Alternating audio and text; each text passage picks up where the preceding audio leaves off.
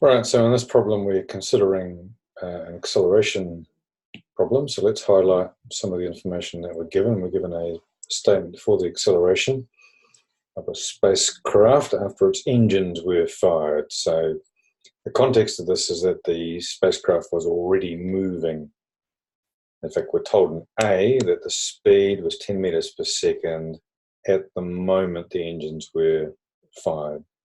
So initially we're asked to find an expression for the speed, so we'll go ahead and do that. So we'll start with A is equal to 3t minus 1.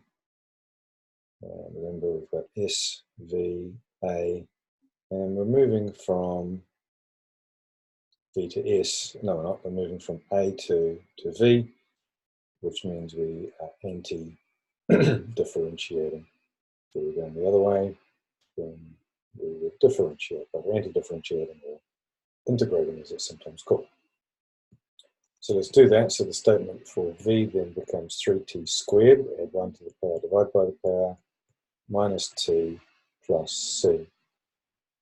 So we've got to calculate c now, and this is where the information that we're given in A becomes important, because we're told that at the moment the engines were fired. So we're going to make that as t equals 0, where the situation for the acceleration begins, and therefore V is equal to 10. So we can substitute in t equals 0 and V equals 10. So therefore 10.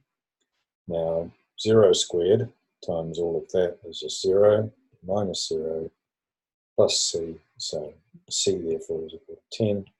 So our velocity statement is 3t squared over 2 minus t plus 10. And that's all we're asked for in A. Now B, it is saying in terms of the spacecraft, what information would be given by the integral of V from 0 to 2. So if we look at this thing over here, if I integrate V, which is the same as anti-differentiating, we end up with S. So what we're given, or what we'll end up with, is a statement for distance. So we need to work out what is the 0 and 2 then, and really that's time. And so we're asked to find the distance in the first 2 seconds. And that's all we need. Right, so B, what information,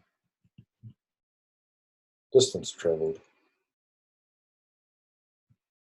in first 2 seconds.